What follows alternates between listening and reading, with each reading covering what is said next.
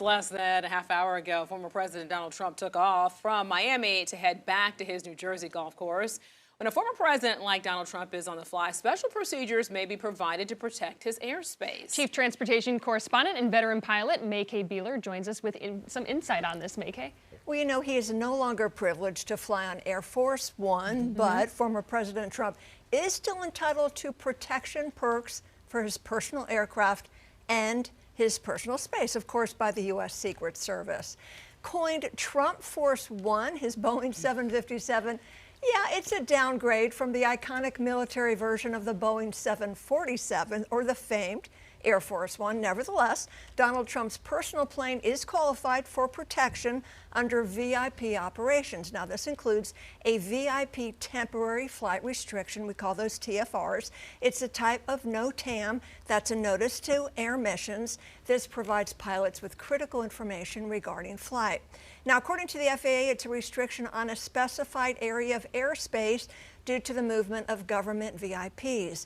While TFRs can pop up and change at a moment's notice, today's VIP temporary flight restriction, it was in effect from 1:15 to 5 p.m. Eastern Time. The dimensions included the surface up to and including 1,000 feet, located at a certain radial and distance off of the Virginia Key VOR. What's a VOR, you ask? It's a ground-based navigation aid near Miami International Airport.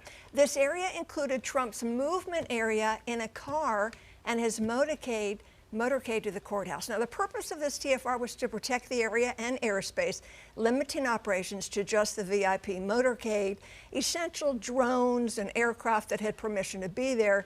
This keeps out any riffraff or extraneous drones or aircraft from interfering in the airspace and personal travel space on the ground, and this prevents any possible harm to the VIP. So what happens if a drone pilot or anyone violates the airspace? All right, if we find out they willingly and knowingly did that, well, they could face criminal penalties, so that is not good.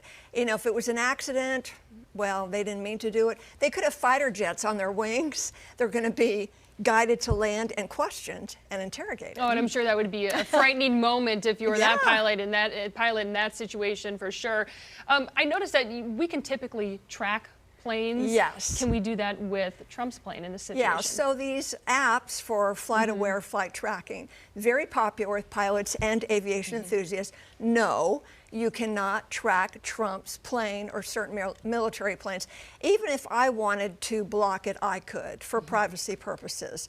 But those planes, no. It would bring up a picture of a 757, Trump's plane, but it wouldn't say where it was. Okay. Good question, you know, for protection. Right. I mean, he doesn't have any access to Air Force One now, but I got to ask you, do you have any up close and personal, like, have you ever been on Air Force One? I have not, but I've been close. Okay. So, you know, I'm from Piedmont Triad International Airport as a flight instructor. I've flown up there for years and years.